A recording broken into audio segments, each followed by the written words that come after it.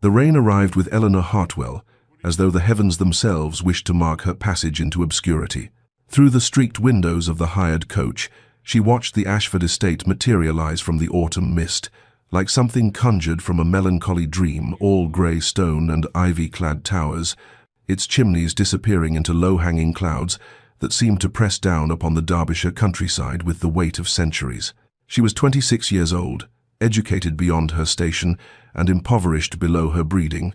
and she had come to this place with nothing but a battered trunk, a worn travelling cloak that had once been her mother's, and the quiet resignation of one who has learned that hope is a luxury she can no longer afford. The wheels churned through muddy ruts, each turn bringing her closer to a life she understood with painful clarity. She would be invisible here, a shadow moving through gilded rooms, her thoughts unspoken, her presence noted only when absent. 5 years, perhaps more, stretching before her like an endless corridor of identical days, reading aloud to women who would never truly see her, managing correspondence for ladies who would forget her name the moment she departed, existing in that peculiar purgatory reserved for gentlewomen without fortune, too refined for servitude yet too poor for society. The carriage lurched to a halt before the great entrance, and Eleanor gathered her threadbare shawl more tightly around her shoulders,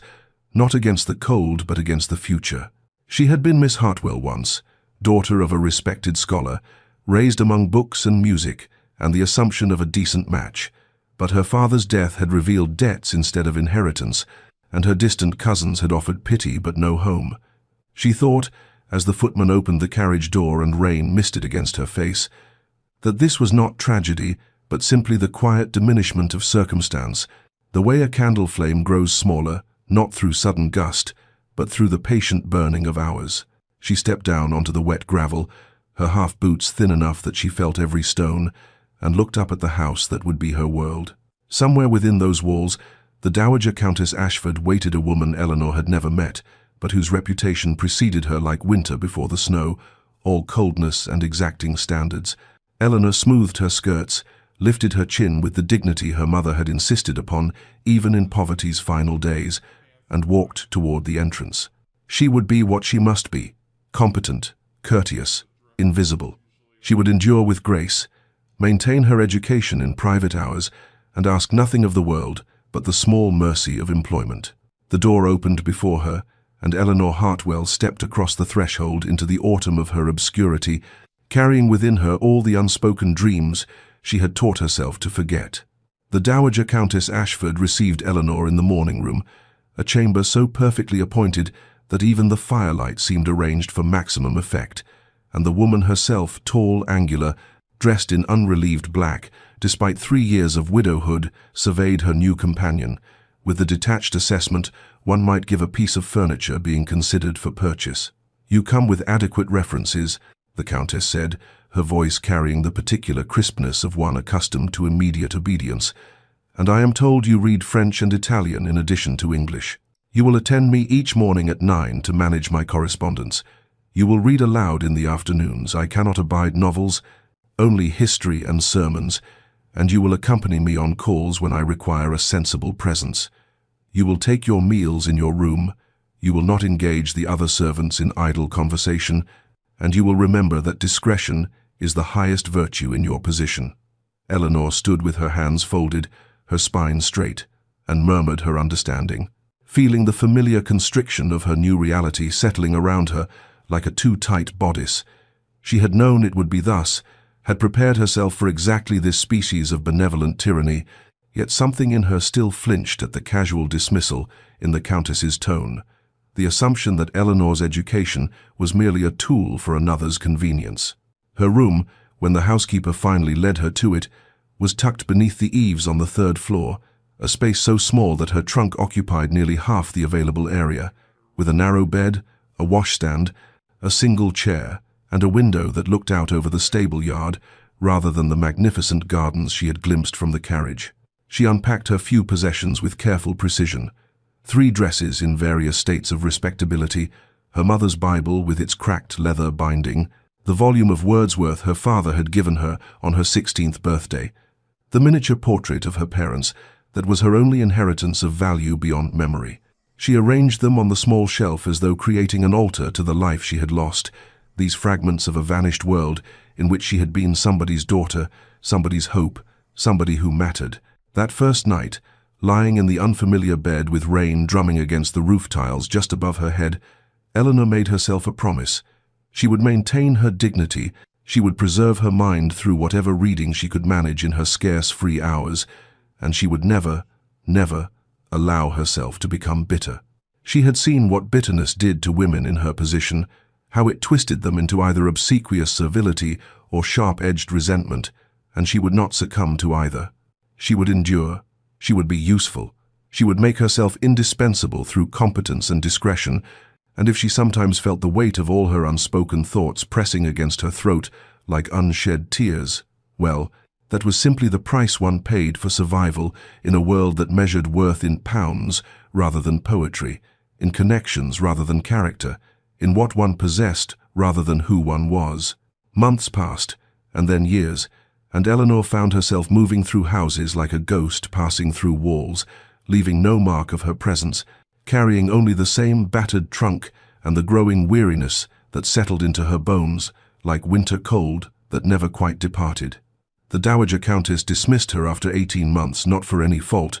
but simply because the woman had decided to remove to her daughter's household in Scotland and required no companion there, and Eleanor found herself in London, in the employ of Lady Pemberton, a cheerful widow of 40 whose townhouse near Berkeley Square glittered with gilt and gossip. Lady Pemberton was kind in her careless way, always smiling, always fluttering about like an overfed songbird, surrounding herself with other shallow creatures who discussed nothing more substantial than the latest fashions and the scandals of the season. Eleanor managed the household accounts that her employer could not be bothered with, organized the endless stream of callers, and sat silent in drawing rooms full of laughter that seemed to come from another world entirely, feeling herself become more invisible with each passing day. She left after a year when Lady Pemberton married again, a pompous colonel with a bristling moustache who made it clear he saw no need for his new wife to maintain a paid companion, and Eleanor travelled to Bath, to the anxious Mrs. Whitmore, a hypochondriac of uncertain age who required someone to read medical texts aloud, to accompany her to the pump room, to listen to endless recitations of symptoms both real and imagined. Bath in winter was a city of invalids and boredom, of the same routines repeated until Eleanor could navigate the streets with her eyes closed, could predict every conversation before it began, could feel her own mind growing smaller from disuse, despite the books she read in secret hours. Mrs. Whitmore's niece arrived from India after 14 months, and Eleanor was once again surplus to requirements, dispensable as yesterday's newspaper. She was 29 now, and she could feel something essential eroding within her, not hope, for she had released that long ago, but rather the vitality that had once made her believe her thoughts and feelings mattered to anyone, even herself.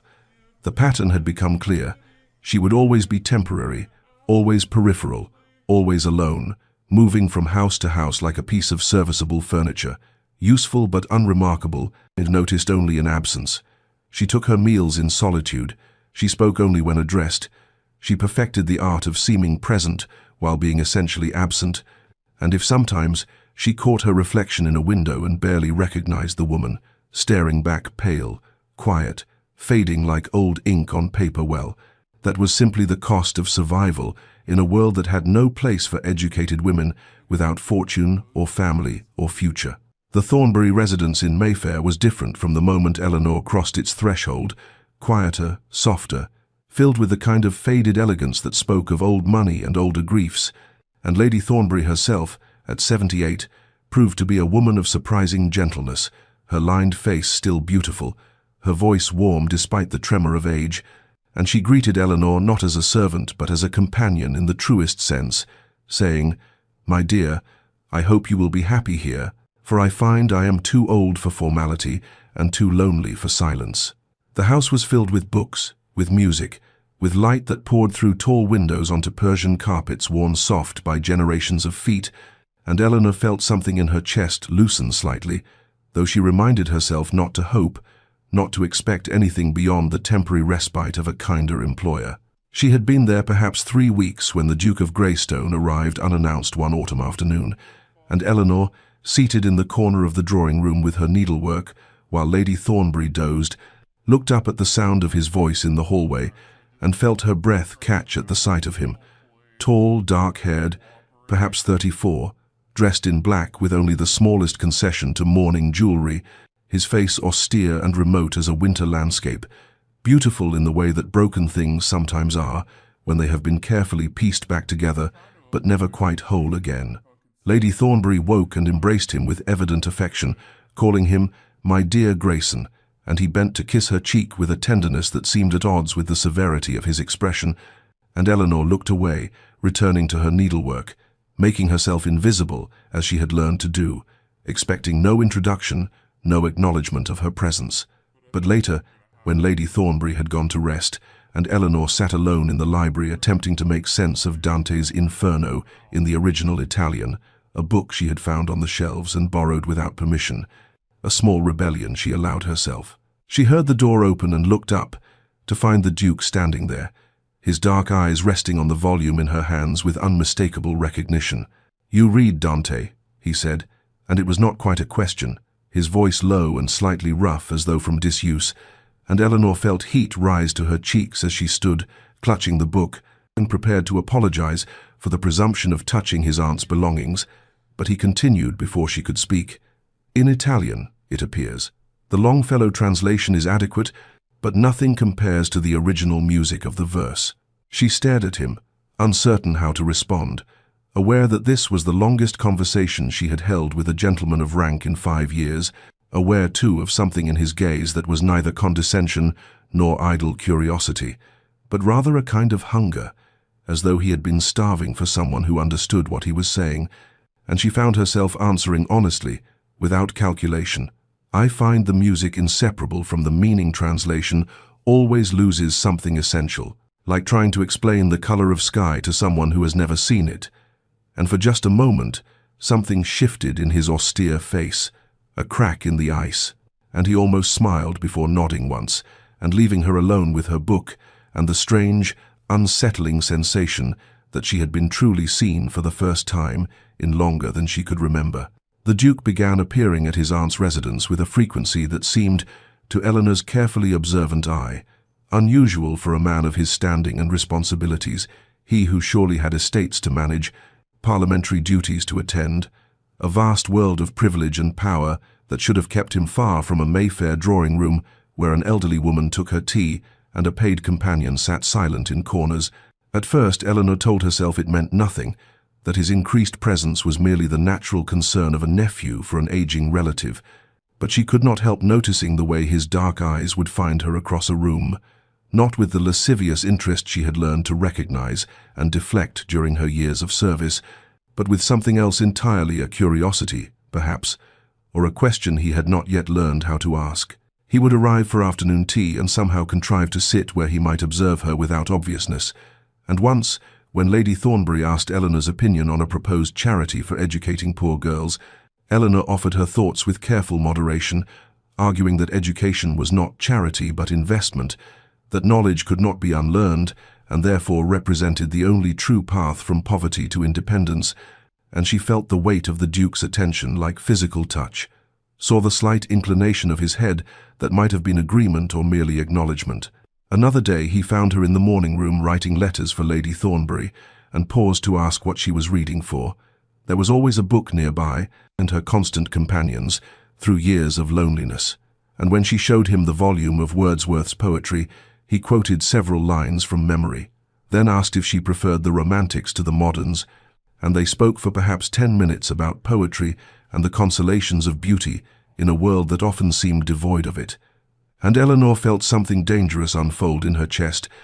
a warmth she had not permitted herself in so long she had forgotten its name.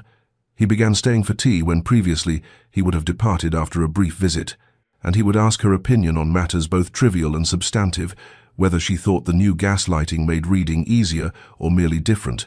what she made of the railway expansion and its effects on the countryside, if she had thoughts on the Irish famine and the government's inadequate response, and always he listened as though her answers mattered, as though she were not merely a paid companion, but a person whose mind and judgment held value. Eleanor remained guarded, her responses polite but measured, for she had learned, through bitter experience that kindness from the privileged classes was often casual, thoughtless, extended without awareness of how it might be received by those who had so little of it, and she would not mistake courtesy for genuine interest,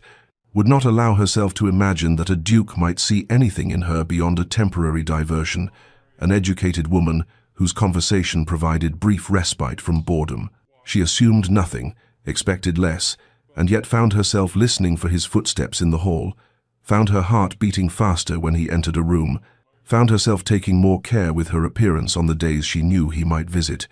and hated herself for this weakness, even as she could not entirely suppress it. This small rebellion of hope against the iron discipline of self-protection she had cultivated, like armor against a world that had never been kind. Winter arrived with silent authority, transforming London into a study of greys and whites, frost etching delicate patterns on window panes, and the library at the Thornbury residence became a sanctuary against the cold, a room of deep burgundy curtains and leather-bound volumes, where firelight cast dancing shadows across oak shelves that reached toward high ceilings, and it was here that Eleanor and the Duke began to find each other with a frequency that seemed beyond coincidence, yet never quite crossed into deliberate arrangement. She would retreat there in the late afternoons when Lady Thornbury rested, seeking solace in books as she always had, and he would appear as though the library had summoned him too, and they would sit in separate chairs at first, reading in companionable silence, until one evening he asked what she thought of Milton's justification of God's ways to man, and she answered that she found Paradise Lost more compelling as a study of pride and longing than as theology, that Satan's rebellion interested her more than Adam's fall, because it spoke to the terrible courage required to choose damnation over submission, and the Duke had looked at her with something like recognition in his dark eyes and said, "Yes, exactly that, the tragedy of a will that cannot bend, even when bending might mean salvation." And from that moment their conversations deepened like a river cutting through stone, slowly but inevitably revealing what lay beneath the surface. He spoke of his late wife with a careful honesty that seemed to cost him, describing the 5 years of her decline from consumption, how he had watched her fade like watercolor in rain, how he had held her hand through endless nights and felt helpless against the inexorable progress of disease, how her death when it finally came was both agony and terrible relief, and the guilt of that relief had haunted him through 3 years of frozen isolation, in which he had performed his duties as Duke with mechanical precision, while feeling nothing at all, until something in his voice broke slightly, and Eleanor reached across the space between their chairs to touch his hand, just once, briefly, a gesture of shared understanding that said times, "I know what it means to lose everything and continue breathing anyway." She told him pieces of her own story in return, carefully edited but true enough: her father's death when she was 19, the discovery that his scholarly reputation had been built on borrowed money and false optimism, the auction of their house and books and every material memory of her childhood, her mother's retreat into invalidism and eventual death 2 years later, leaving Eleanor alone with nothing but her education and the realization that a gentlewoman's learning was worthless without fortune to support it, that she existed in a peculiar purgatory of being too refined for service, yet too poor for society, invisible to those above her station and suspect to those below. They spoke of philosophy and found they both believed that meaning must be created rather than discovered, that the universe was indifferent but human connection could carve beauty from that indifference, and they argued about poetry, whether Keats or Shelley better understood the relationship between beauty and truth, whether art should console or challenge, whether suffering ennobled or merely destroyed, and Eleanor felt herself coming alive in ways she had forgotten were possible, felt her mind expand and sharpen against his, felt the dangerous warmth of being truly heard. The winter deepened, and their library meetings became the axis around which her days turned, and she knew this was foolish, knew she was allowing herself to care when caring could only lead to loss, but in those firelit hours she chose to set aside caution and simply exist as herself, whole and unhidden, even though she understood with perfect clarity that such moments were borrowed time, that eventually the world beyond the library doors would reassert itself, and she would return to her proper place in the shadows, alone. The whispers began like frost creeping across glass, subtle at first but spreading with inexorable certainty through the corridors and servants' halls of the Thornbury residence, and Eleanor became aware of them, the way one becomes aware of a change in temperature, a slight chill where warmth had been. Mrs. Hendricks, Lady Thornbury's lady's maid of 30 years, began offering Eleanor tight-lipped smiles that held no warmth, her eyes sharp with judgment, and something that might have been satisfaction at seeing someone brought low. And one afternoon, when Eleanor passed the morning room, she heard Mrs. Hendricks speaking to the housekeeper in tones meant to carry, "It's unseemly is what it is, His Grace spending so much time here," and always asking after times her asterisk, as though a paid companion should be of any interest to a duke. But then some women know how to make themselves interesting, if you take my meaning. Eleanor felt the words like a slap, the familiar shame that came with being misunderstood, misjudged, reduced to the oldest and cruelest of assumptions about women without protection or position, and she walked on with her spine straight and her face composed, because she had learned long ago that showing pain only encouraged cruelty. That dignity was the only armor available to those who had nothing else. The other servants began to treat her differently too. The footman, who had always been polite, now avoided her eyes. The cook, who had sometimes sent up extra tea, now sent only what was strictly necessary. And Eleanor found herself once again inhabiting that peculiar no-man's land she had occupied in every house where she had served. Too educated and refined to be comfortable below stairs, where at least there was companionship among equals, too poor and employed to be accepted above stairs, where she might have found society among those who shared her learning. She existed in the shadows between worlds, belonging nowhere, welcome nowhere, and the Duke's continued attention, which she had begun to treasure, despite her better judgment, now felt like a curse that illuminated her rather than a kindness, making her visible in ways that brought only scrutiny and censure. The Duke himself seemed utterly oblivious to the scandal his visits were creating, or perhaps, Eleanor thought bitterly, he simply did not care because men of his rank could afford not to care, could dispense kindness or attention as they pleased, without suffering consequences that would destroy a woman in her position. He could walk away unscathed, while she would be marked forever as someone who had presumed above her station, who had encouraged inappropriate interest, who had failed to maintain proper boundaries. She began avoiding the library during hours when he might appear, taking her tea in her room rather than the drawing room, accepting every errand that would take her outside the house and away from the possibility of encounter. And she hated herself for this retreat even as she understood its necessity, hated the world that made simple conversation between two lonely people into something sordid and suspicious, hated most of all the small part of her heart that still hoped he might notice her absence and wonder why she had withdrawn, that still wished, despite everything, that she might matter to someone, that she might be seen as something other than a temporary convenience or a cautionary tale. The package arrived on a February morning when sleet tapped against the windows like impatient fingers, and Eleanor was helping Lady Thornbury sort through correspondence in the morning room, and when the butler presented it on a silver tray with a small card bearing the Duke's crest, Eleanor felt her heart constrict, with something between dread and longing, because she knew before opening it that whatever lay within would require a response she was not prepared to give. Lady Thornbury gestured for her to open it with an encouraging smile that suggested she knew more than she revealed, and Eleanor's fingers trembled slightly as she broke the seal and unwrapped the brown paper to reveal a book bound in deep green leather with gilt lettering, and when she saw the title her breath caught, because it was a first edition of Elizabeth Barrett Browning's Sonnets from the Portuguese, published just 3 years prior and already considered a masterwork of romantic verse,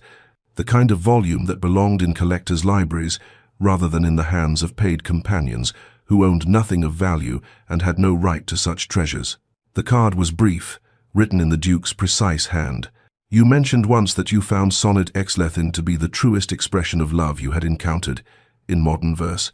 I thought you should have your own copy rather than borrowing from my aunt's shelves, Greystone," and Eleanor felt tears prick her eyes because the gift was impossible in every conceivable way, far too intimate and personal to accept from a man to whom she was nothing but his aunt's employee, far too valuable for someone in her position to possess without inviting exactly the kind of speculation that already poisoned the household's atmosphere. Yet refusing it would be an insult to his generosity and kindness, would suggest she thought ill of his motives, when she knew his heart was without calculation or impropriety, that he had simply wanted to give her something beautiful because he understood she had so little beauty in her carefully circumscribed life. She held the book with trembling hands and felt the weight of the choice before her. To accept was to acknowledge that something existed between them beyond the bounds of employer and companion, to admit that their library conversations had meant something more than intellectual exercise, to open a door she had been desperately trying to keep closed because she knew where such openings led for women of no fortune and uncertain position, knew that hope was the most dangerous gift anyone could offer her, because hope required vulnerability, and vulnerability invited devastation. Yet to refuse was to deny the truth of what she felt, to reject not just the gift, but the gesture of seeing her as someone worthy of thoughtfulness and care, to retreat once more into the protective shadows where she had learned to live half-visible and untouchable. "It's beautiful, is it not?" Lady Thornbury asked gently, and Eleanor managed to nod and whisper, "Yes, extraordinarily so," and the elderly woman reached across to pat her hand and said, "Then you must accept it, my dear, for beautiful things should go to those who can truly appreciate them." And Eleanor understood she was not speaking only of the book, but of something larger and more terrifying, some future possibility that Eleanor could not allow herself to imagine. She accepted with formal words of gratitude that felt hollow against the magnitude of what the gift represented, and that night in her small room she opened the book to Sonnet XL30 and read, "How do I love thee? Let me count the ways," and felt something break open inside her chest, some carefully maintained defense crumbling under the weight of longing she had forbidden herself to acknowledge, and she knew that this gift would haunt her precisely because it was given without expectation or demand, freely offered to someone the world deemed unworthy of such generosity, and that was perhaps the cruelest kindness of all, to be seen and valued when she had spent 5 years learning to be invisible. The summons came 3 days after Eleanor had begun avoiding the library altogether, delivered by a housemaid who said that Lady Thornbury wished to see Miss Hartwell in her private chambers at 2 o'clock, and Eleanor climbed the stairs with trepidation coiling in her stomach, because she knew this must be the dismissal she had been anticipating, the inevitable consequence of allowing herself to become visible in ways that invited scandal and speculation. And she rehearsed in her mind the dignified words she would use to accept her fate without protest or tears, the practiced calm that had carried her through 5 years of precarious employment and countless small humiliations. Lady Thornbury was seated by the window in her sitting room when Eleanor entered, the afternoon light softening the lines of her elderly face, and she gestured to the chair opposite, with a gentle smile that confused Eleanor because it held no censure, no disappointment, only a kind of knowing sadness that suggested the conversation to come would not follow the script Eleanor had prepared. "Sit with me, child," the old woman said, and Eleanor obeyed, folding her hands in her lap and waiting for judgment to fall. But instead, Lady Thornbury reached across and took one of Eleanor's hands in her own papery grip and said, "My nephew has not smiled in 3 years, not since Catherine died after that terrible wasting illness that took her so slowly. We all watched helpless as she faded, and he became a ghost himself, going through the motions of living without any light behind his eyes,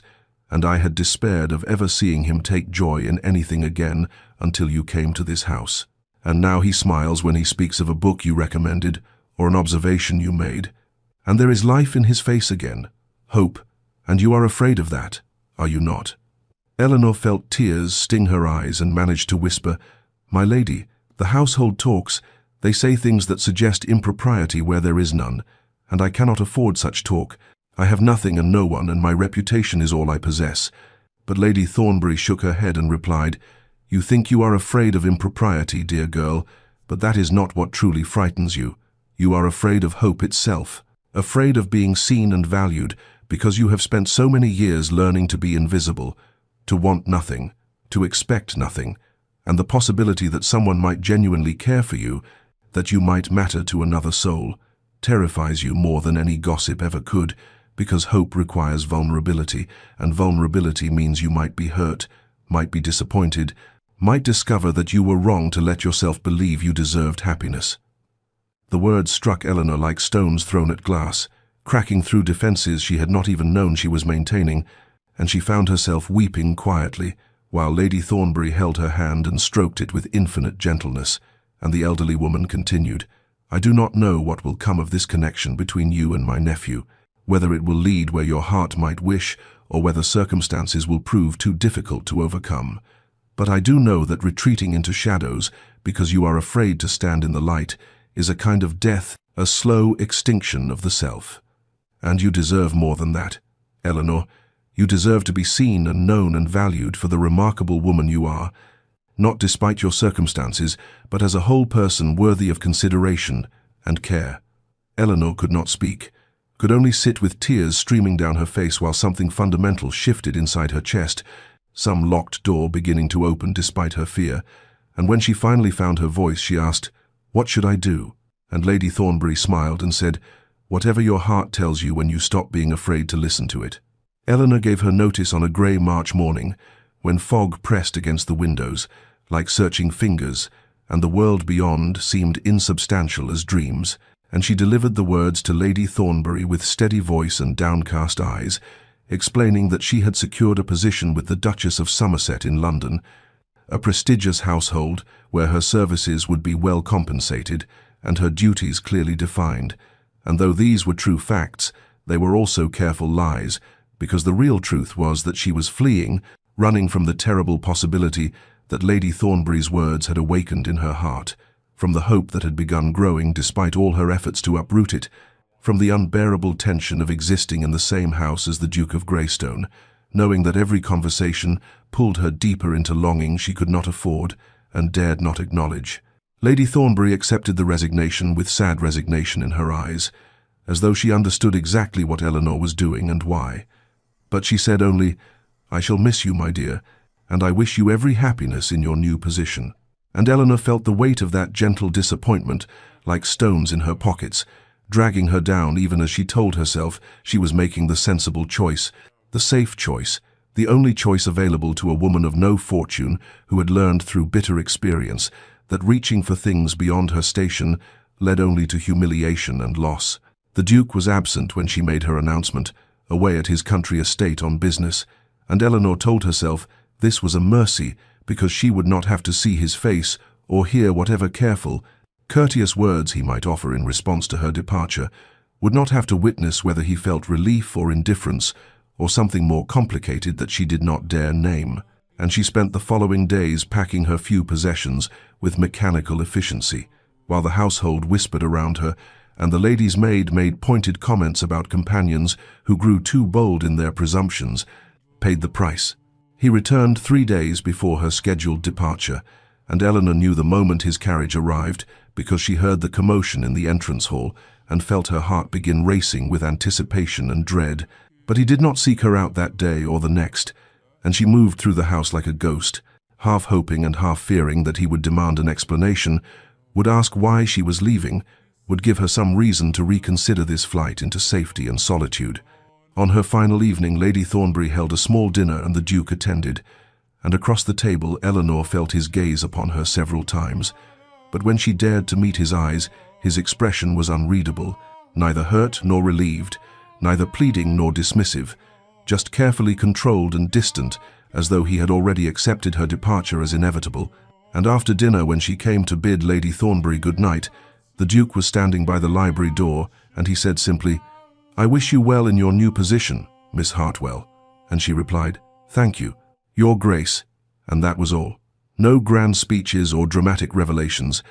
just formal courtesies exchanged between two people who had once talked of poetry and loss and loneliness in the quiet hours of winter evenings. And Eleanor told herself as she climbed the stairs to her room for the last time that this was exactly what she had wanted, this clean and unremarkable ending that would allow her to return to the invisible life she had known before hope had made her vulnerable, though the tears that came unbidden in the darkness suggested her heart understood what her mind refused to admit, that she was not fleeing toward safety, but away from the most dangerous and precious thing she had ever been offered, the possibility of being truly seen and genuinely valued by another soul. Months passed in the Duchess of Somerset's London townhouse, like water flowing over stones, each day wearing away another small piece of Eleanor, until she sometimes looked in the mirror and barely recognized the hollow-eyed woman staring back. And though the rooms were gilt and magnificent, draped in silks and filled with hothouse flowers even in winter, there was a suffocating quality to the luxury that made Eleanor feel as though she were slowly drowning in velvet and propriety and endless, meaningless demands. The Duchess was a woman of 60 with the temperament of a spoiled child, given to sudden rages over trivialities, a letter delivered 5 minutes late, a ribbon the wrong shade of blue, Eleanor's failure to anticipate some unspoken preference, and then equally sudden episodes of cloying affection, where she would shower Eleanor with cast-off jewelry and expired invitations to events Eleanor could never attend.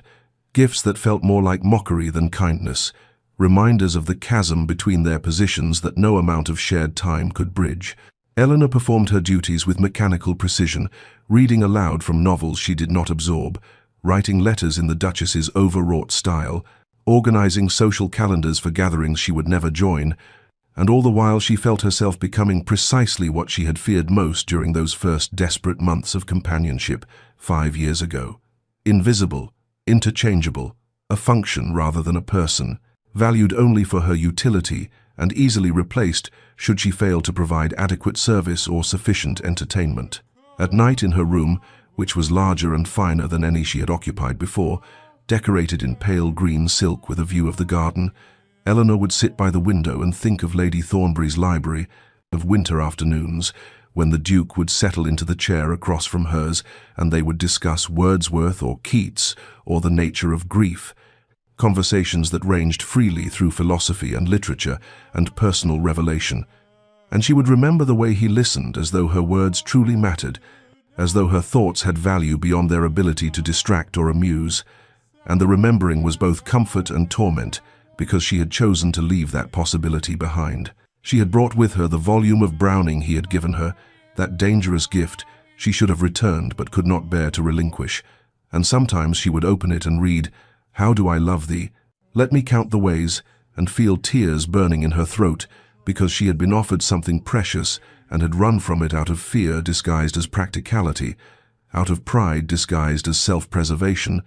and now she existed in this golden cage of her own choosing, safe from hope, and therefore safe from disappointment, but also safe from joy, from connection, from the terrifying vulnerability of being truly seen. The Duchess noticed nothing of Eleanor's internal desolation, concerned only with whether her companion was available to read to her during headaches or accompany her on tedious social calls,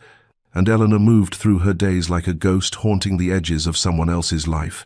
going through motions that no longer held meaning, and she understood with growing clarity that she had not escaped danger by leaving Lady Thornbury's house, but had instead traded one kind of death for another, choosing slow extinction over the risk of living fully, and the knowledge sat in her chest like a stone she could neither swallow nor expel. The letter arrived on a Tuesday morning in late April, when London was draped in unseasonable fog, and Eleanor was reading aloud from a tedious novel about virtuous governesses that the Duchess had selected specifically because it flattered her own sense of benevolence, and when the footman brought the silver salver with the single envelope, Eleanor's heart contracted painfully because she recognized Lady Thornbury's spidery handwriting, even before she saw the black bordered edge that signaled mourning or illness, and the Duchess waved her hand impatiently, saying, "Well, open it if you must, though I cannot imagine who would be writing to you," the dismissive tone making clear that Eleanor's personal correspondence was an irritating interruption to the morning's entertainment. Eleanor's hands trembled as she broke the seal and unfolded the paper, and the words swam before her eyes. Lady Thornbury gravely ill, asking for Eleanor specifically, hoping she might come if her circumstances permitted, and the letter, written by the housekeeper, because the lady herself was too weak to hold a pen, and Eleanor felt the world tilt sideways, because this woman, who had shown her unexpected kindness, who had tried to teach her that she deserved more than invisible servitude, was dying and wanted her presence, and the wanting mattered more than Eleanor could articulate even to herself. She looked up to find the Duchess watching her with sharp curiosity, and said carefully, "Lady Thornbury, my former employer, is gravely ill and has requested that I visit her if possible," and she heard the pleading note in her own voice, hated herself for it even as she could not suppress it, and the Duchess's expression shifted from curiosity to cold calculation, as she said, "Out of the question. I'm afraid Lady Pemberton is calling this afternoon, and I require you to help me receive her, and then we have correspondence to manage. And really, Eleanor, I cannot spare you for social calls to previous employers, no matter how ill they may claim to be."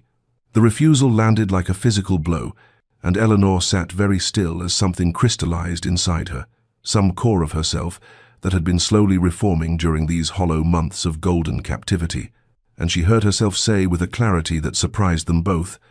"Then I must tender my resignation, Your Grace, effective immediately." And the Duchess's face flushed with outrage as she sputtered about contracts and obligations and the impossibility of finding a replacement on no notice. But Eleanor was already standing, already moving toward the door, already choosing for the first time in 5 years to honor what she wanted rather than what was expected or safe or sensible. The Duchess called after her that she would provide no reference, that Eleanor would never find another position, that she was throwing away her future out of misplaced sentiment, and all of this was certainly true. Every word a nail in the coffin of Eleanor's prospects, but she climbed the stairs to her room and began packing her trunk anyway, hands steady now with purpose, because Lady Thornbury was dying and had asked for her, and this mattered more than security or reputation, or the careful preservation of a life that had already become a kind of death. And as she folded her few dresses and wrapped her books in brown paper, Eleanor felt something unfurling in her chest that might have been terror, or might have been the first trembling shoots of freedom, the recognition that she was capable of choosing connection over safety, of risking everything for something that could not be measured in wages or references or social standing. And by afternoon she was in a hired carriage, traveling north toward Lady Thornbury's house, toward the unknown consequences of this reckless act of love and loyalty, toward the possibility that she might arrive too late, or that her presence might mean nothing, or that this decision would leave her utterly destitute, but also toward the certainty that she could not live with herself if she chose comfort over compassion, duty over devotion, and for the first time since she had fled the Duke's quiet regard and Lady Thornbury's gentle wisdom, Eleanor felt fully, terrifyingly, magnificently alive. Eleanor arrived at Lady Thornbury's house as twilight was settling over the gardens like a benediction, the sky streaked with violet and gold, and the butler who answered the door recognized her immediately, his professional composure cracking just enough to reveal relief as he said, "Miss Hartwell, thank God you've come. Her ladyship has been asking for you." And he led her not to the familiar sitting rooms but up the grand staircase to the family chambers. Through corridors Eleanor had never walked before because companions did not venture into such intimate spaces, and when he opened the door to Lady Thornbury's bedroom, Eleanor saw first the massive canopied bed, where the old woman lay propped against pillows, looking impossibly small and frail, and then she saw the Duke sitting in a chair pulled close to the bedside, his dark hair disheveled, his face hollow with exhaustion and sleepless vigil, and their eyes met across the room with a jolt of recognition that contained everything they had left unsaid during Eleanor's abrupt departure months before. Lady Thornbury's eyes opened at the sound of the door, and when she saw Eleanor a smile transformed her wasted features as she whispered, "You came. Child, I feared you would not." And Eleanor crossed to the bed and took the old woman's hand, which felt light as paper and cold, despite the fire burning in the grate, and she said with tears threatening, "Of course I came, my lady, how could I not when you asked for me?" And Lady Thornbury squeezed her fingers with surprising strength and said, "Because you are sensible and I am dying and there is no practical reason for you to risk your position." But her eyes were warm with understanding that Eleanor had chosen connection over practicality, had finally chosen with her heart rather than her fears. The Duke rose and offered Eleanor his chair, and when their hands brushed during the exchange, Eleanor felt the same electric awareness that had frightened her into flight. But now it seemed less dangerous than precious, and this ability, they had to affect each other so profoundly. And he said quietly, "I'll have them bring another chair." But Lady Thornbury shook her head and said, "Stay, both of you, I want you near." And so they arranged themselves on either side of her bed and began the ancient ritual of vigil, the waiting that is both gift and burden, the accompanying of a soul toward its final threshold. The hours passed in strange suspension, sometimes filled with whispered conversation, when Lady Thornbury had strength for it, sometimes heavy with silence, broken only by the crackling fire and the old woman's labored breathing. And in those quiet spaces, Eleanor and the Duke spoke to each other with new honesty, their voices low, so as not to disturb their patient. And he told her that his aunt's illness had come suddenly, that he had been here for a week watching her fade, and Eleanor told him about the Duchess's refusal and her own reckless resignation, and he looked at her with something like wonder and said, "You gave up everything to come here?" And she replied simply, "Not everything. I gained the knowledge that I could still choose love over safety." And the word hung between them, love, with all its implications and impossibilities and terrifying promises. Near midnight, Lady Thornbury stirred and gestured for Eleanor to lean close, and when Eleanor did, the old woman whispered with fierce clarity, "Don't let fear make you small. Child, I did that for too many years, and I regret every cautious choice, every moment I chose propriety over passion." And Eleanor felt tears spill over, because these words were both blessing and command, permission and challenge, and Lady Thornbury turned her head to look at her nephew and said, "You too. Alexander, don't waste what you've been given." And then she closed her eyes with a sigh of contentment, as though having delivered this final wisdom she could rest. As dawn broke pale and pink through the windows, painting the room in gentle light, Lady Thornbury took one last peaceful breath and simply did not take another, slipping away so quietly that Eleanor almost missed the moment of transition, and she and the Duke sat in stunned silence on either side of the empty shell that had housed so much wisdom and kindness, and then, without speaking, they reached across the bed and clasped hands, united in grief that felt clean and shared, mourning together as equals for the first time, no longer separated by the walls of class and propriety that Eleanor had so carefully maintained. And in that moment of loss, Eleanor understood that Lady Thornbury had given them both a final gift, not just her blessing, but the stripping away of all pretense, leaving them raw and honest and finally, terrifyingly, ready to see each other clearly. The will reading took place 3 days after the funeral in Lady Thornbury's study, a room Eleanor had never entered during her employment because it had been the old woman's private sanctuary, and now she sat uncomfortably on a straight-backed chair while the solicitor, a dry elderly man named Mr. Pemberton, arranged his papers with meticulous precision, and the Duke stood by the window looking out at gardens still beautiful, despite being touched by early summer heat, his black mourning clothes making him seem even more remote than usual, and Eleanor told herself she would leave as soon as the formalities concluded, because surely she had no business being present for the division of Lady Thornbury's estate among her family. Mr. Pemberton cleared his throat and began reading in his papery voice, and Eleanor barely listened as he detailed bequests to servants and donations to charitable causes and the expected inheritance of the house and its contents to the Duke. But then the solicitor's tone changed slightly as he said, "And to Miss Eleanor Hartwell, whose companionship brought me great joy in my final years, I leave the sum of £3,000 to be invested in the funds so as to provide her with an annual income of approximately £120, that she might have the independence to choose her own path rather than being forced into servitude by circumstance." And Eleanor's breath stopped entirely because £120 a year was a modest but genuine independence, enough to rent a small cottage and live simply without employment, enough to read and walk and exist without bowing to the demands of difficult women who treated her as furniture, and the gift was so enormous, so transformative, so completely unexpected that she could not process it,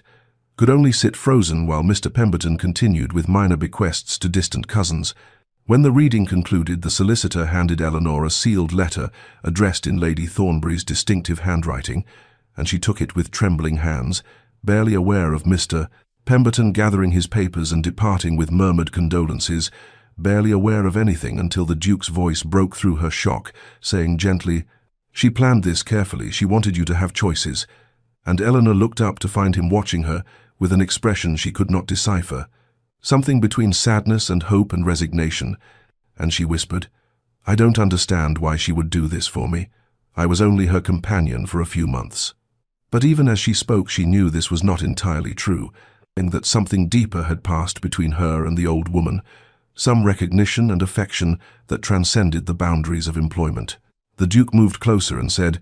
"My aunt saw you clearly, Eleanor. She saw your intelligence being wasted, your spirit being slowly crushed by the necessity of invisible servitude. and she wanted to give you what she herself never had until widowhood freed her, which was the ability to choose your life rather than having it chosen for you by poverty or propriety. And hearing him speak her given name so naturally, without the Miss Hartwell that marked distance and formality, made Eleanor's heart contract painfully, because they were alone now without Lady Thornbury's presence to mediate between them, alone, with all the unspoken feelings and impossible longings that had driven Eleanor to flight months before, and she stood abruptly and said, "I should go. I need to think. I need to," but she could not articulate what she needed, because she was facing a terrifying question that Lady Thornbury's generosity had created. If she was no longer bound by financial necessity, if she could choose freely without fear of destitution, what did she actually want? And the answer, whispered through her like wind through empty rooms, was standing 3 feet away, watching her with dark eyes that contained their own careful hope. But wanting something and being able to accept it were entirely different challenges, and Eleanor fled the study, clutching the sealed letter like a talisman against the overwhelming possibility that her life might become something other than careful survival, might become something she had stopped letting herself imagine during 5 long years of making herself small and invisible and safe. Eleanor spent a week making arrangements, consulting with Mr. Pemberton about the investment of her inheritance, searching through advertisements for suitable cottages to let, and trying to ignore the fact that the Duke appeared at his aunt's house every day during this period, though he had no reason to be there anymore. With Lady Thornbury gone, the estate matters settled, the funeral concluded, and mourning begun. Yet he came nonetheless, and found excuses to cross her path in corridors or the garden, in his presence, both comfort and torment, because Eleanor knew what she had to do, even as every fibre of her being resisted doing it, knew she had to leave London and leave him, and build a life of careful solitude, rather than risk the impossible dream his steady gaze seemed to offer. She found a cottage finally, a small stone dwelling in Derbyshire with a garden and 2 bedrooms and a rent of £25 annually, leaving her nearly £100 for living expenses, more money than she had ever commanded in her life. And when she told the Duke's housekeeper, Mrs. Davies, who had been handling correspondence for the estate, the older woman looked at her with something like pity and said, "His Grace will be sorry to see you go, Miss," which was both too much acknowledgement and not nearly enough, and Eleanor fled before the woman could say anything more. The Duke found her in the garden 2 days before her planned departure, found her sitting on the stone bench where she and Lady Thornbury had often taken tea, and he sat beside her without invitation and said quietly, "May I call on you, Eleanor? In Derbyshire, once you're settled, may I visit?" And the question was so gentle, so carefully phrased to give her every opportunity to refuse without humiliation, that Eleanor felt her heart crack, because he was trying to make this possible, trying to bridge the impossible gap between them, and she had to be the one with enough sense for both of them. She turned to face him and said, "Your Grace, you know that's impossible, the difference in our stations, the gossip it would cause, the presumption people would make." And he said,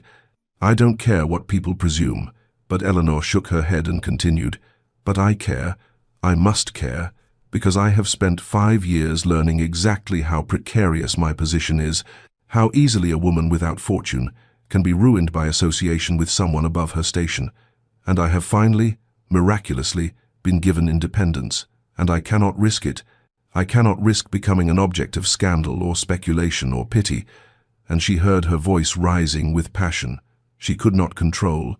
heard herself saying things she had rehearsed, but which sounded hollow now when spoken aloud. The Duke listened without interrupting, his dark eyes never leaving her face, and when she finally fell silent, breathless and miserable, he asked only one question, his voice very low and very steady, "Are you refusing because you don't care for me, Eleanor, or because you do?" And the question hung in the air between them like something sharp and glittering, demanding honesty she was not prepared to give, because if she admitted the truth that she had been half in love with him since their first library conversation, that she thought of him constantly, that his presence made her feel seen and valued in ways she had forgotten were possible, then she would have no defense left against hope, and hope was the most dangerous thing she could allow herself. So she stood abruptly and said, "I cannot answer that question, Your Grace. Please do not ask it of me." And she walked away quickly before he could see the tears that were sliding down her cheeks.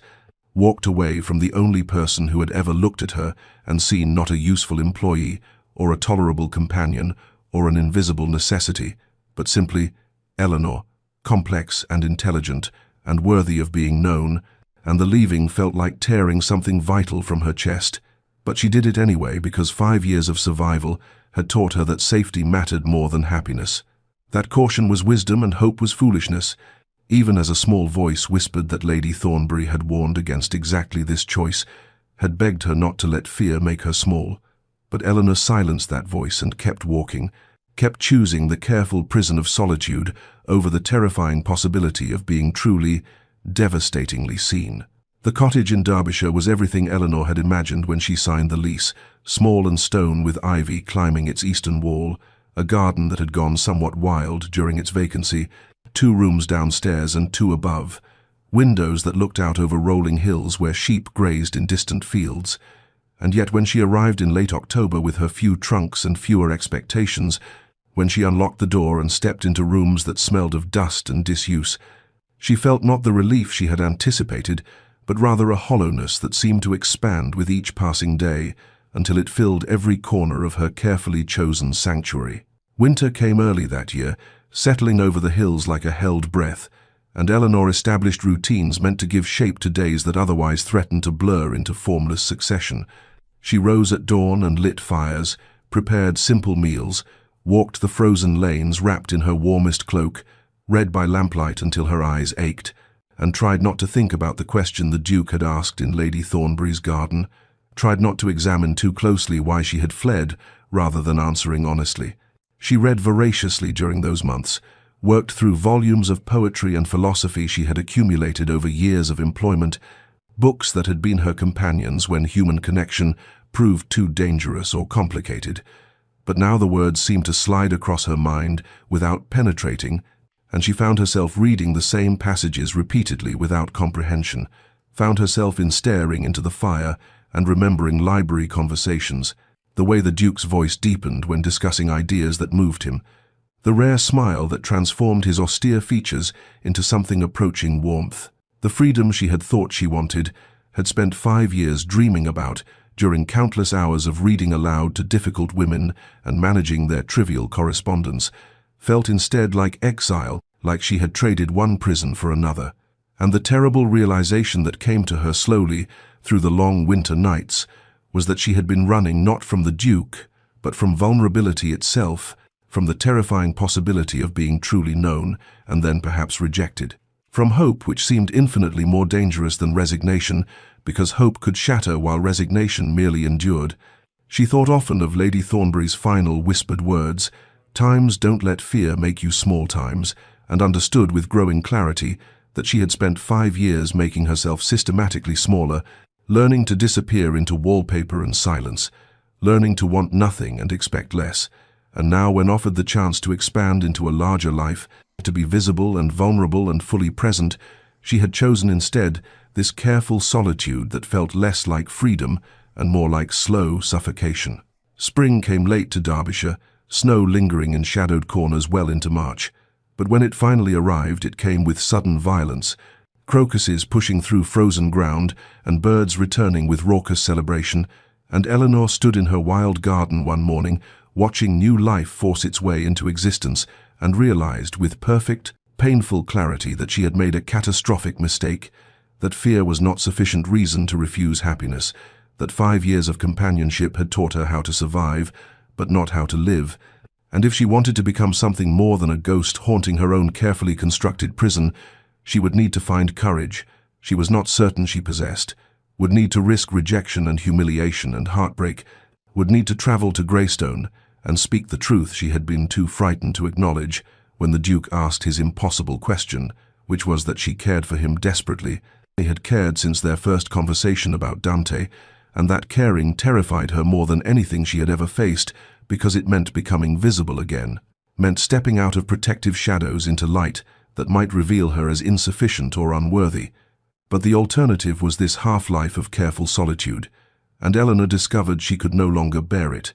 Eleanor took the mail coach north in early April, her small valise containing only necessities and the first edition of Browning the Duke had given her months ago. A talisman of courage she carried like a promise to herself that she would not flee this time, would not choose safety over truth, and the journey to Greystone took 2 days through countryside transformed by spring, orchards foaming white with blossoms and fields greening after winter's surrender, and Eleanor watched the landscape change through coach windows and felt her heart hammering against her ribs with a terror that was somehow exhilarating, because she was choosing this, was stepping deliberately toward vulnerability rather than away from it, though she had no assurance of welcome or reciprocation, and every possibility of humiliation, because 5 months had passed since she had walked away from the Duke's question without answering, 5 months during which he might have decided she was not worth the complexity she brought to his orderly life, might have concluded that her refusal was answer enough. She hired a cart in the village near Greystone to carry her to the estate, arrived unannounced because announcement would have given her too much time to reconsider, to turn back, to choose the familiar prison of fear over the terrifying freedom of hope, and when the house came into view, a great stone edifice of grey stone and mullioned windows set among ancient oaks, Eleanor felt simultaneously that she was making either the bravest or most foolish decision of her life, and she could not determine which until she faced the Duke and spoke the words she had rehearsed through sleepless nights in her Derbyshire cottage. The butler who answered her knock looked startled to see her, but admitted her with professional courtesy when she asked if His Grace was at home, and he led her not to a receiving room, but through the house to the gardens, because, he explained, the Duke spent most afternoons there since the weather had turned fine,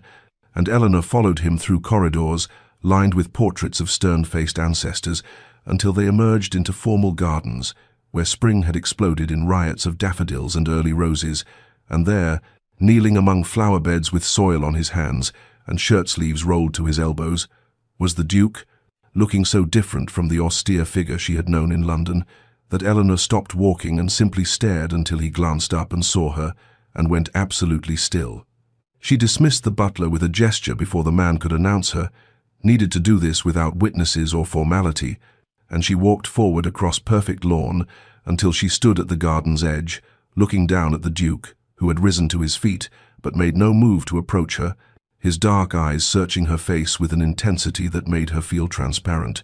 and Eleanor drew a breath that seemed to fill her entire body, and said without preamble, "I was afraid I have been afraid for so long that I forgot what it feels like to want something more than safety, to risk heartbreak for the possibility of happiness, and you asked me a question in Lady Thornbury's garden that I could not answer, because answering honestly would have destroyed every defense I had built during 5 years of making myself invisible. But I can answer now. I must answer now because winter in Derbyshire taught me that survival is not the same as living, and fear is not sufficient reason to refuse joy. So I will tell you the truth, which is that I care for you desperately. I have cared since our first conversation about Dante, though I would not admit it even to myself, and I know the gap between our positions makes this impossible by every measure society recognizes. I know I bring you nothing but complication and potential scandal, but I had to come here and tell you that I was wrong to walk away, wrong to choose pride over honesty, wrong to let fear make me small, when you had offered me the extraordinary gift of being truly seen, and if you have moved past whatever you felt in those library conversations, if 5 months of my cowardice has convinced you I am not worth the trouble I would undoubtedly bring to your life, then I will accept that and leave and never trouble you again. But I needed you to know that I refused, not because I didn't care, but because I cared too much, and that has made all the difference." The Duke stood motionless among his roses for what seemed an eternity after Eleanor's words fell into silence between them, his eyes never leaving her face, and she watched emotions move across his austere features like clouds across a March sky, surprise, followed by something that might have been pain, followed by something else she could not quite name, but that made her breath catch in her throat, and when he finally spoke, his voice was rough, as though he had not used it properly in months, which perhaps he had not. "I thought your refusal meant indifference," he said, and Eleanor heard in those words the echo of her own winter isolation. "I thought when you walked away that I had misread everything, that the conversations we shared meant nothing beyond pleasant discourse to pass time, that I had projected my own desperate loneliness onto neutral kindness and made a fool of myself by hoping for more, but I could not quite convince myself to stop hoping even when logic demanded it. even when 5 months passed without word, and I told myself daily that you had made your position clear, and I should respect it and move forward with my life, as it was before you entered Lady Thornbury's drawing room and made me remember what it felt like to be fully alive. He stepped forward then, closing the distance between them until Eleanor could see soil under his fingernails and a smudge of dirt on his collar, and the way his dark eyes had gone brilliant with something she recognized now as hope tempered by caution, and he continued speaking as though the words had been damming up inside him for months and now could not be stopped. "You brought light back into a world that had gone grey after Catherine's death," he said, and Eleanor noticed he spoke his late wife's name without the careful distance he had maintained in their early conversations, as though Eleanor's honesty had given him permission for his own, "not because you tried to replace what I had lost, but because you were so entirely yourself, brilliant and careful and kind and afraid. Yes, I saw your fear even when you thought yourself invisible, saw how you had learned to make yourself small to survive in a world that had no proper place for women like you. Women too educated for servitude, but too poor for society. And I wanted to give you space to be large again, to take up room and speak your mind and exist without apology. Wanted it so desperately that I forgot to guard my own heart against the possibility that you might not want the same thing, might not see in me anything beyond an employer's nephew who paid you more attention than was strictly proper." He paused then, seemed to gather himself, and Eleanor saw his hands tremble slightly before he clasped them behind his back, as though to prevent himself from reaching for her before he had permission. "I do not ask for an answer now," he said quietly. "I do not ask for anything except the chance to court you properly, openly, to let our relationship begin again without the constraints of your employment or my aunt's household or the weight of expectations we both carried, to discover together whether what we found in those library conversations can grow into something lasting and real. And if you will grant me that chance, if you will allow me to call on you and write to you and build something honest between us, then I will wait as long as necessary for you to feel certain. Will wait years if that is what you require, because Eleanor, you are worth waiting for. You have always been worth far more than the world has given you, and if you will let me, I would spend my life trying to show you that truth."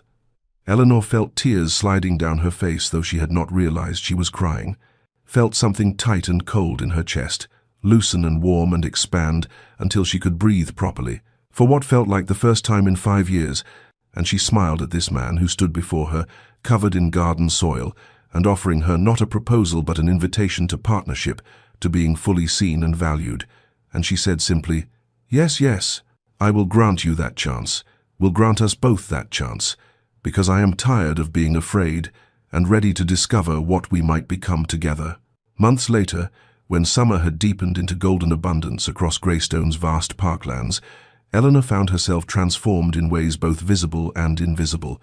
though the transformation had come gradually through accumulated moments rather than sudden revelation, through morning walks in the Duke's gardens, where he taught her the names of roses his late wife had planted, and she taught him to see the mathematical patterns in flower arrangements, through afternoon letters that arrived at her Derbyshire cottage with such regularity that the postmaster began to smile knowingly when he handed them to her, through evening visits, when the Duke would drive the 20 miles from Greystone to sit in her modest parlour and discuss philosophy and poetry and the ordinary details of their separate days, as though such sharing were the most natural thing in the world. Society noticed, of course, because society always noticed when a duke paid attention to anyone, and the gossip that had simmered during Eleanor's employment at Lady Thornbury's now boiled over into drawing rooms across 3 counties, ladies whispering behind fans about the impoverished companion who had somehow ensnared the Duke of Greystone,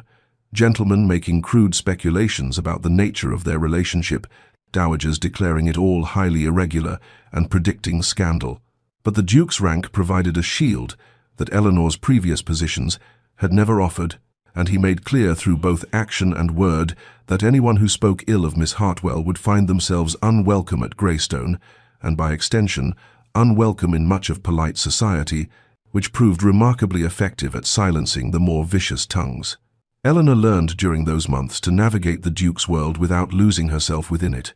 to attend dinners at Greystone where she was introduced not as a companion or employee, but simply as Miss Hartwell, a friend of the family,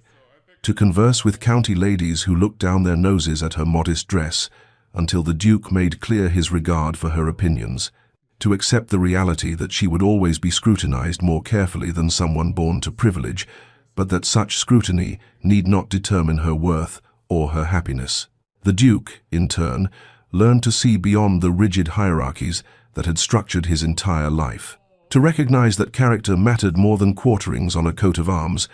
that Eleanor's intelligence and kindness and hard-won strength made her more suitable as a partner than any appropriately bred lady who had never known struggle or developed resilience through necessity,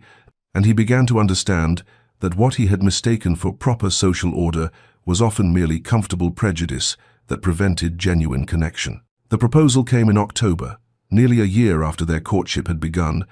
on an afternoon when they walked together through Greystone's beechwood and the leaves overhead burned gold and crimson against an impossibly blue sky. And the Duke stopped beside an ancient tree and took Eleanor's hand and said without preamble that he did not want to spend another winter without her, and did not want to return each evening to a house that felt empty, despite its many rooms, did not want to wake each morning without the knowledge that she would be there to share the day's small joys and inevitable sorrows, and he asked not whether she would marry him, but whether she would be his partner in building a life that honored both of them, that made space for her love of learning and his need for purpose, that created something new rather than forcing her to fit into something old. Eleanor said yes, with tears streaming down her face and laughter breaking through her voice, said yes to partnership and possibility, and the terrifying, beautiful prospect of being fully known and fully loved, said yes to a future she had not dared to imagine during those 5 years of making herself invisible in other women's houses. And the Duke kissed her there among the golden leaves with a tenderness that felt like coming home to a place she had never known existed. 3 years after Eleanor Hartwell became the Duchess of Greystone, on an April afternoon, when sunlight streamed through the tall windows of the estate's library and illuminated dust motes that drifted like golden snow through air scented with leather bindings and beeswax and the sweet violet perfume, Eleanor had finally allowed herself to wear without guilt. She sat in the window seat with her daughter Anne perched on one side and her son Thomas on the other, reading aloud from a collection of fairy tales, while both children listened with the peculiar intensity of the very young encountering magic for the first time, and she thought with quiet wonder how impossible this scene would have seemed. To the woman who had arrived at the Ashford estate 6 years ago, with nothing but a worn travelling cloak and carefully guarded dignity, and the bone-deep certainty that she would live and die invisible in other women's houses. The Duke entered the library as she finished the tale of the princess who learned to speak honestly instead of prettily, and both children immediately abandoned their mother to rush toward their father, with demands that he settle some dispute about whether dragons preferred gold or jewels. And Eleanor watched her husband kneel on the Persian carpet to engage in serious negotiation with a 5-year-old and a 3-year-old, as though their concerns mattered as much as any parliamentary debate, watched the way his severe face softened into laughter when Thomas insisted dragons actually preferred cake, watched the tender patience with which he listened to Anne's elaborate theory about dragon dietary preferences, and she felt her heart expand with a love that had deepened rather than diminished, with time and familiarity, and the ordinary struggles of building a life together. When the children finally released him and went to play with wooden blocks in the corner, the Duke crossed to Eleanor and drew her to her feet and into his arms in a gesture that had become so natural over 3 years of marriage that she no longer felt the instinct to pull away or make herself smaller or wonder if she deserved such tenderness, and he said quietly into her hair the words he had spoken on their wedding day and repeated countless times since, with no diminishment of sincerity, "You are my greatest treasure, Eleanor, not despite where you came from, but because of who you became through it, because you learned strength and compassion and courage in circumstances that might have made you bitter or small, and I am grateful every day that you found the bravery to risk hoping again, and to come to my gardens that spring morning and tell me you were ready to stop running from the possibility of happiness." Eleanor lifted her face to kiss him gently, tasting in that kiss all the ordinary, extraordinary days they had shared and would share, the arguments and reconciliations and quiet evenings and shared laughter and the slow, patient work of building partnership, And she thought how Lady Thornbury had been right, that fear must not be allowed to make us small, how the 5 years she had spent learning to disappear had taught her exactly what she was willing to risk visibility for,